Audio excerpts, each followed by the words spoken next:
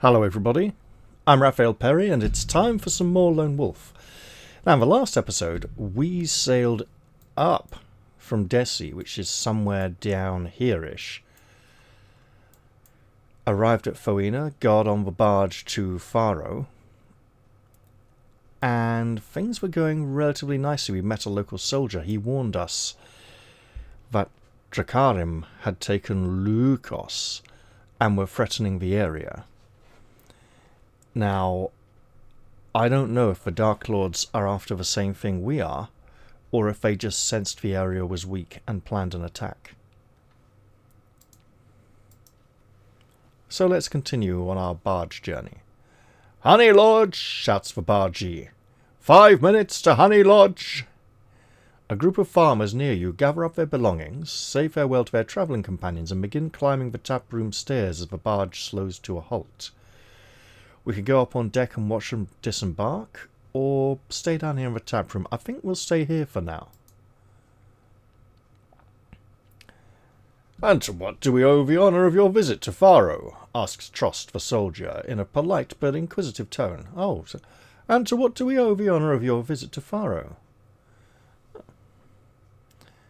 "It's on the way to Siada," replies Paido. "We're going there in search of some work. We heard about the attack on Lukos, and we reckon there'll be a few rich farmers there who'll pay handsomely for us to protect their interests." Trost chuckles and rubs his stubbly chin.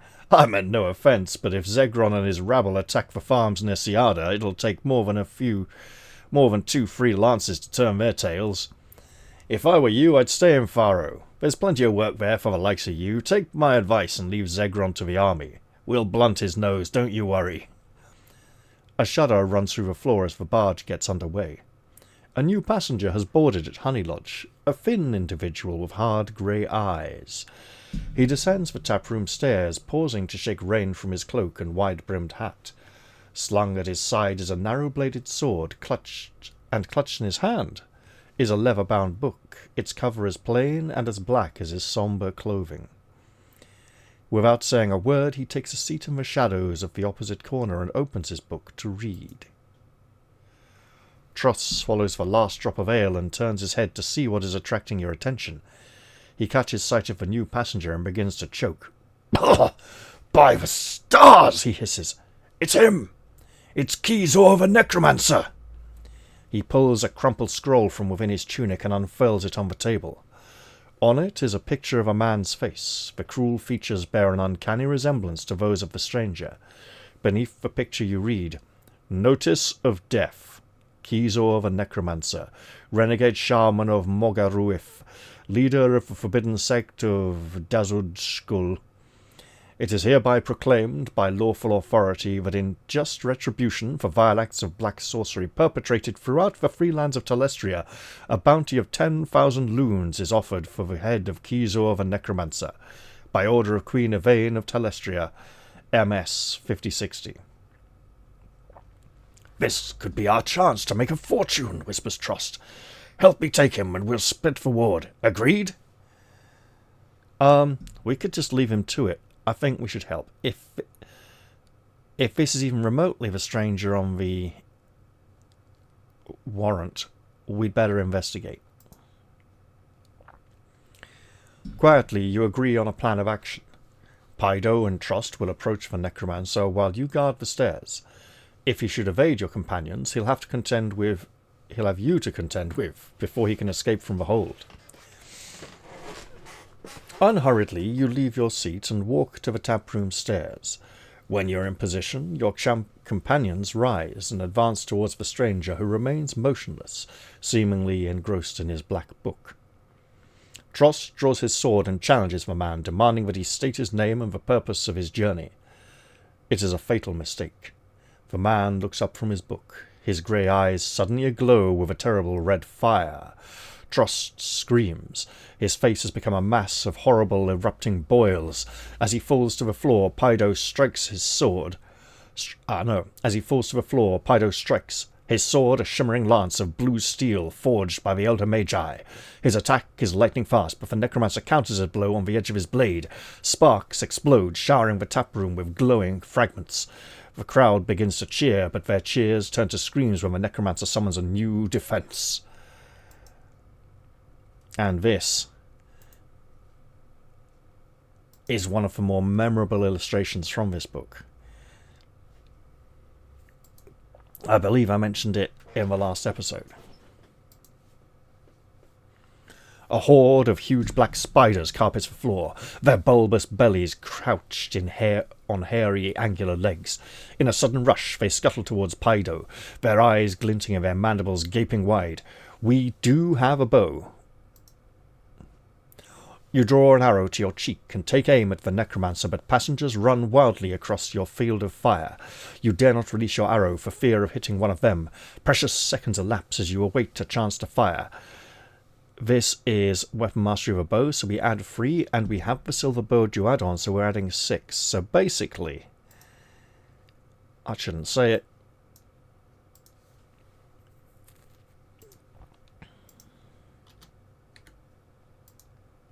We rolled a 2. We did not roll a 1. So we did get the optimal result. You fire, and the arrow hits the necromancer, twisting him around and pitching him over as the shaft passes right through his arm. Although wounded, he quickly scrambles to his feet. Kizor shrieks in frustration. He renews his attack on Paido by creating more of the hideous creatures, but your companion uses battle magic to summon fire to his aid. From the tip of his sword, a sheet of flame wafts down upon the spiders, now closing in for the kill.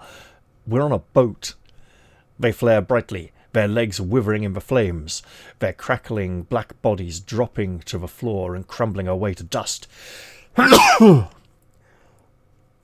"Attack!" shouts Paido, and together you advance against your foe.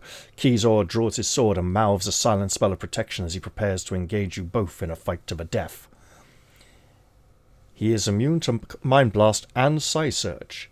You may halve any endurance point losses you sustain during the combat as Paido fights by your side, receiving half the blows struck by Kizor, who has 43 endurance points and is fighting at -8.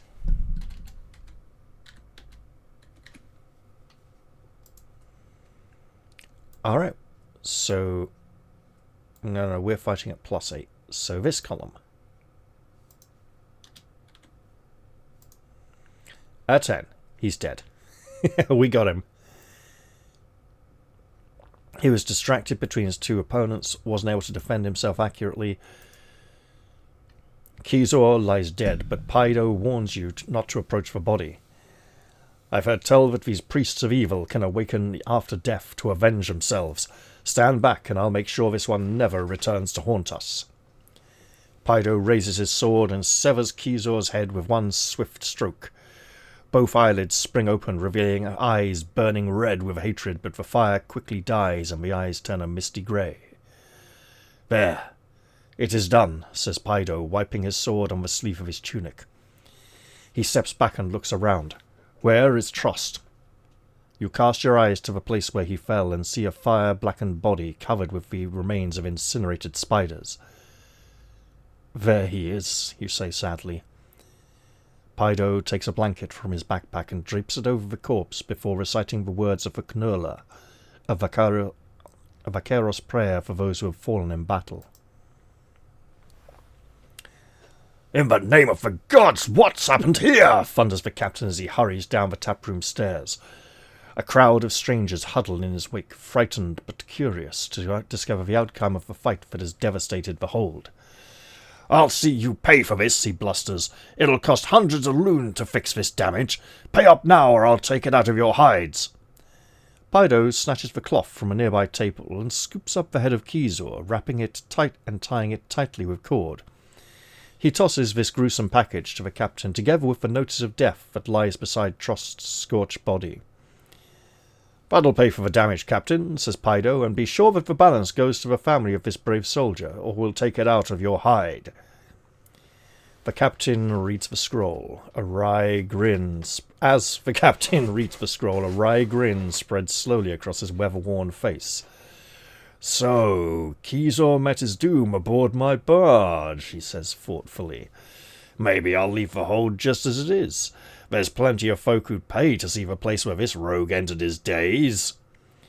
The captain orders his crew to prepare the corpse for burial, and as the bargees carry away Kizor's remains, you notice his black book lying on the floor.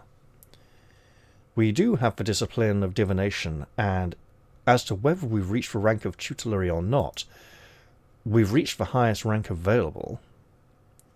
So...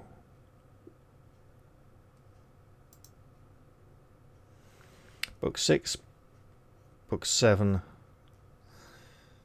yeah, tutelary. We are exactly where we need to be. You sense that the book contains details of acts and rituals that are wholly evil. It is an unholy book, but one which is not protected by a curse or trap. We should confiscate this in case someone else lays their hands on it. You may wish to examine it now, but you are safe to do so. We do not have size screen, but we sense there's no curse or trap upon it. Cautiously, you open the black book. The pages are made of metal, as thin and flexible as silk-weave parchment. Complex words and symbols are etched into its shiny surface with an ink that shimmers like sunlight on the sea.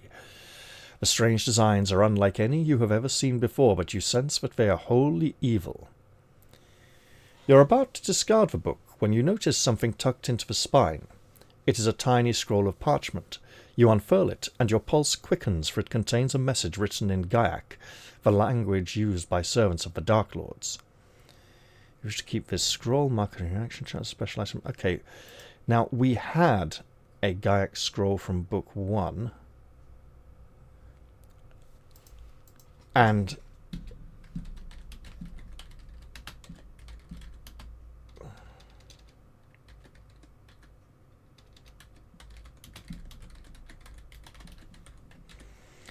I was just checking that we weren't going to confuse the two. However, that was a backpack item and it never came in particularly useful. The stench of scorched fur hangs heavily in the tap room, a reminder of the ghastly spiders. The smell turns your stomach and you motion to Paido to follow as you go up on deck to watch the bargees dispose of the bodies. Contemptuously, they weight Kizor's corpse with bricks and hurl it over the side, but trust they lay in an oaken chest, and the captain leads your fellow passengers in prayer as it is lowered respectfully into the Foen. The heavy rain and the burial have delayed the journey. The bargees try to make up lost time by whipping the Gorkas, but to no avail. The muddy towpath and their waterlogged fur prevent them from pulling any faster. It is mid-afternoon by the time the barge arrives at the next stopping place, Ferry House. A ramshackle building is perched precariously on the edge of the riverbank, and an old wooden jetty juts out from the side, its empty platform almost submerged by the swollen water. 2 plains farmers disembark here. You hear them talking excitedly about the events they have witnessed, their voices gradually fading as the barge moves forward again. You stare across the lush, open plains that border the river, contemplating the quest that lies ahead. A flock of long-necked ockrils fly overhead, their melodic call echoing across the grasslands as they return to their nests at the river's edge. Paido sits silently beside you at the prow, his thoughts, like yours, on the perils of the Danarg that have yet to be faced. I do feel that almost that are yet to be faced might be almost better, but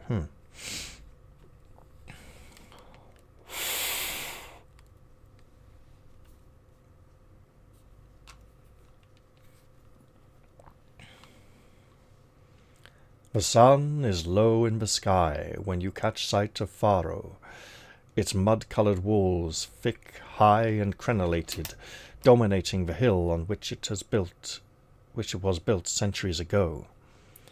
The barge passes beneath a stout wooden bridge, supported by rough-hewn pillars of stone along a canal running parallel to the river, and draws to a halt before 2 massive metal-bound doors which span the waterway.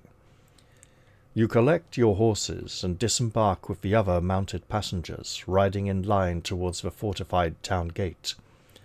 At first, you are turned away by the guards, but when you show your pass, signed and sealed by Lord Adamus, you are both ushered to the front of the queue and saluted like lords as you ride through the archway and into the square beyond. 3 streets converge at the Rivergate Square: Copperpiece Lane, Globe Walk, and Flagon Alley. So, Copperpiece Lane is something to do with money. Do we have much money? Do we have much need of supplies? We do have the silver box. We got a decent amount of money. Not sure what supplies we would need. Globe Walk suggests the world. And I'm not sure if Magnamund is a spherical world, but I believe it is. And there's much interest in astrology and astronomy. Flagon Alley would be somewhere to go and get drunk. I think we'll go to Globe Walk. Oh, we have directions north. Yeah, absolutely. I mean, we are wanting to eventually head west. Oh no, northwest. Yeah, sure, we'll go north then. You follow the foot-worn cobbles of Globe Walk, past the premises of coopers, cobblers, and carpenters to an open square where you see a sign pointing to an alley that disappears among the shadows. Ahead, the street continues, flanked by shops and the town's perimeter walls. You know what? Right along the alley there's a sign pointing to the alley. We don't... Okay, we'll follow that. Night is closing in, and the shops that line the narrow street are shutting their doors. Lanterns flare into life, their yellow glow warming the chill west wind as the townsfolk return to their homes at the end of another day's trading. Oh, it is late. We should have probably gone down Flagon Alley. But there's one shop where the doors remain open. A sign hanging from its balcony reads, Rolla Rada, Mapmaker. Sure, we'll enter the shop. We have a map already, but there may be something useful in here. Oh, it's her! Yeah, she's familiar. Something about a bow and a dead relative.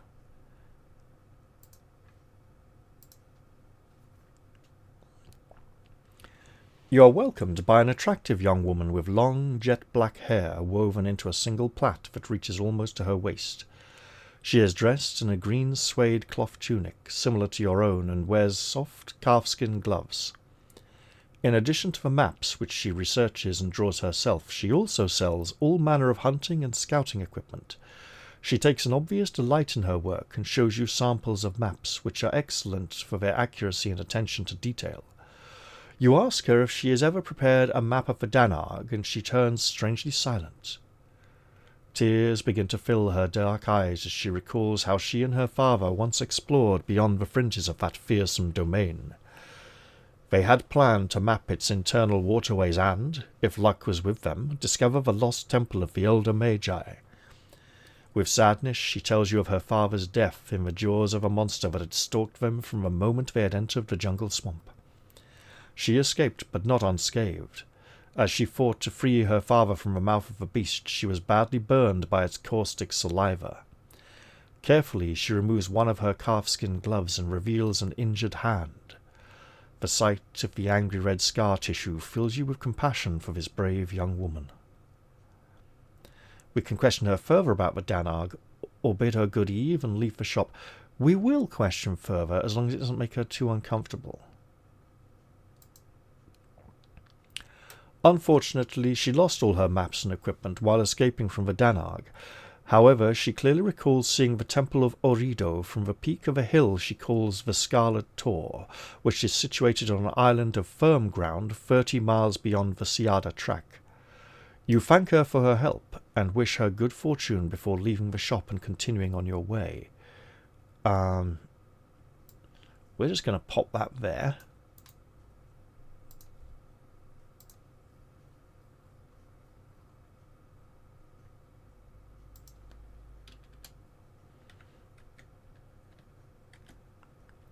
With speech marks, obviously.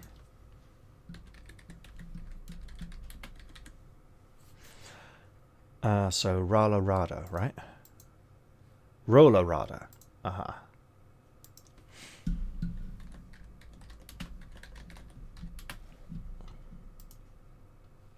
Here we go. You arrive at a flag-stationed quadrangle. It is well lit by street lanterns which hang from the first-floor balcony of a large and unusual building, constructed of blue stone with silver and scarlet veins running through it. The bricks have been polished to give a mirror-like shine, not shrine.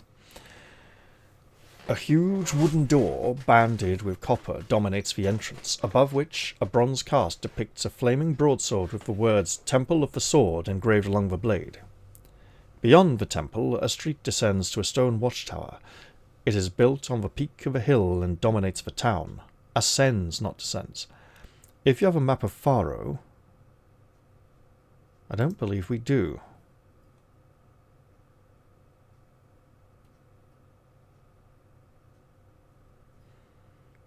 We do not. Oh well. We do have pathsmanship, however. I believe it's right up here. And we grabbed it actually at the end of book 6. To the left of the main door, you notice 3 symbols engraved on the speckled blue stone: a bed, a horse, and a loaf of bread.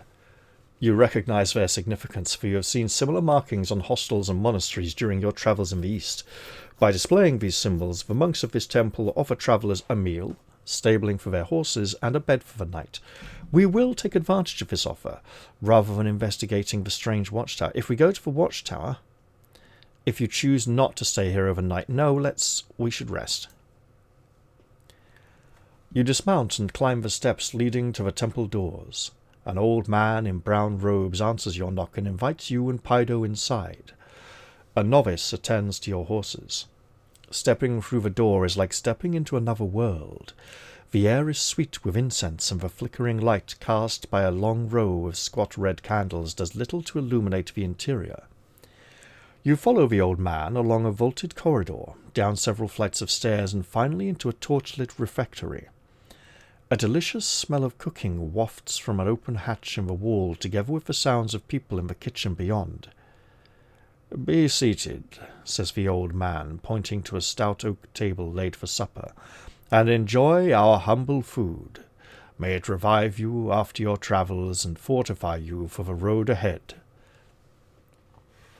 Another monk enters the chamber, carrying 2 steaming plates and a meat stew. He sets them down before you and blesses the food with the words, "Gaj kog zutag." You are hungry after your day's journey and must now eat a meal or lose 3 endurance points. We can eat their food, eat our food, or eat nothing. So far, the Temple of the Sword has offered us no hostility, and we do have the discipline of curing, so we will eat their food. The stew tastes as good as it smells, and you both make short work of your meal. The monks smile and nod their heads approvingly. "Come, the dean wishes to see you before you retire," says one, motioning for you to follow as they leave the refectory. Additionally, if they do anything bad to us, they would need to be targeting us specifically, because if they just attack anyone who comes into their temple and poison or murder them, they're going to get a reputation and eventually get driven out of town, or people will fear them, and we would sort of... Yeah, they wouldn't be able to continue it forever. Which would be interesting if they had some cult objective to perform a ritual in a set amount of time. They could carry out such wanton acts of destruction and wickedness in the hope that they get it all done in time. Which immediately made me think of the current government. Oh well. The Dean's chamber is a domed hexagonal room hung with tapestries depicting strange and grotesque creatures.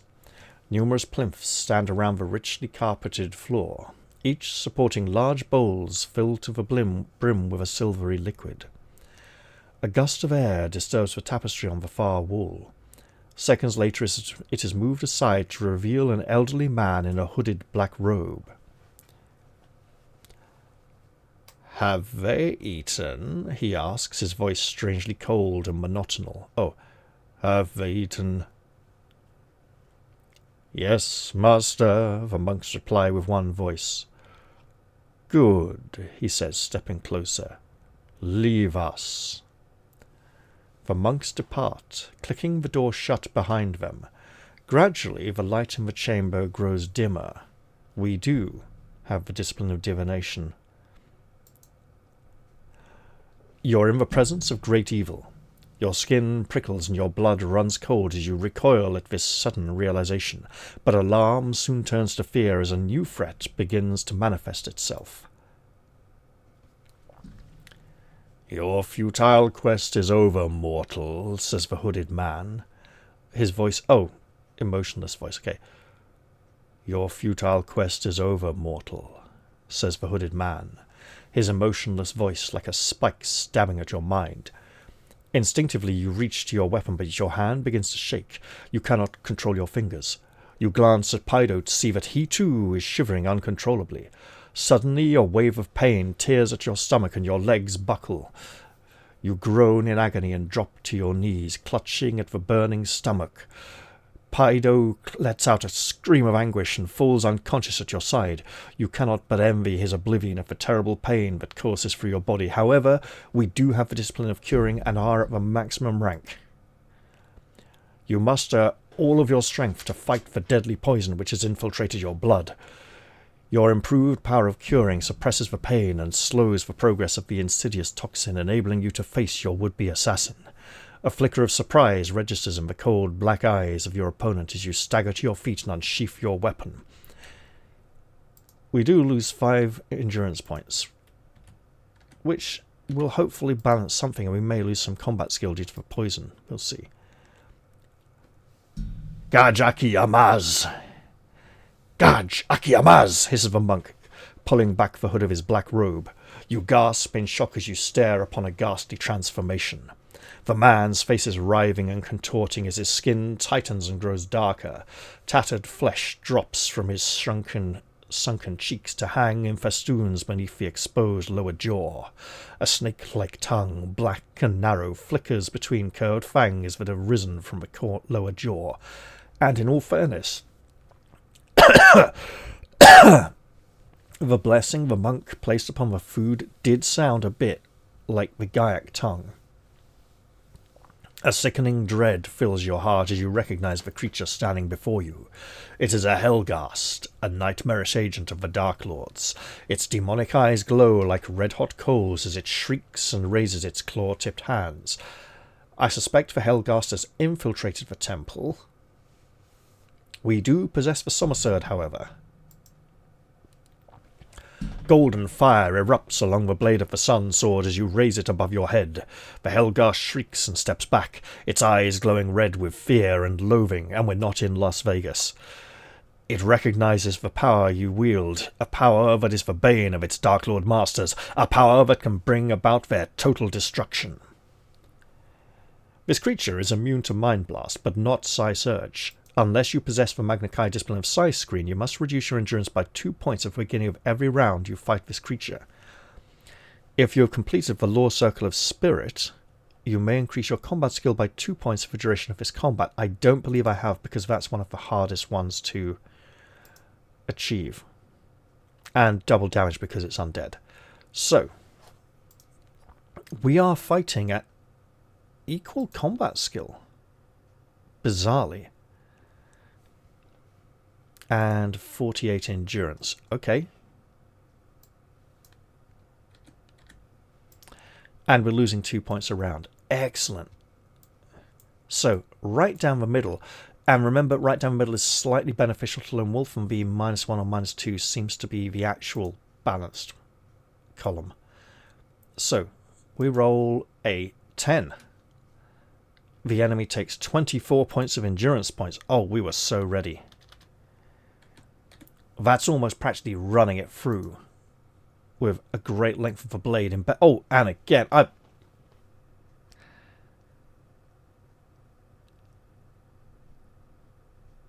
oh, I see what went wrong there. I didn't actually roll any dice. So, a 3. The enemy suffers 6 endurance points, reducing it to 42. And Lone Wolf suffers... Wait, no. 4 each. Or the 3, not a 2. So yeah, 6. So we take 3 and 2 is 5. Dropping us down to 21. Let's fight on and hopefully roll a bit higher. A 7. Excellent. Lone Wolf suffers 2. So 4 points of endurance loss. And the enemy 14. No, 16. So...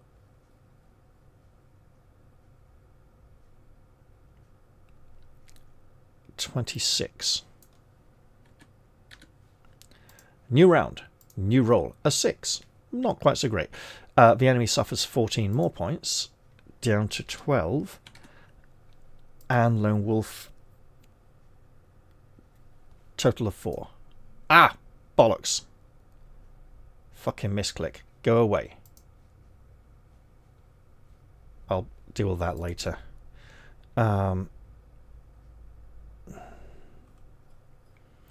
Totaling at 4. Right? 6, 3, 5.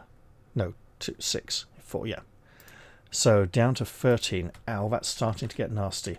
Right. Well, we'll roll again. A 4. Oh, shit. The enemy suffers 10 points of endurance loss.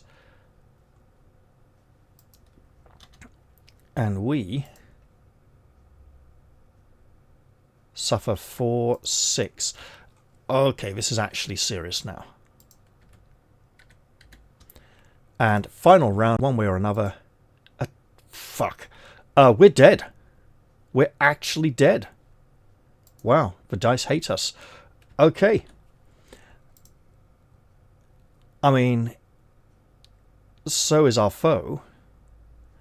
But that nasty psychic attack of it really did us in.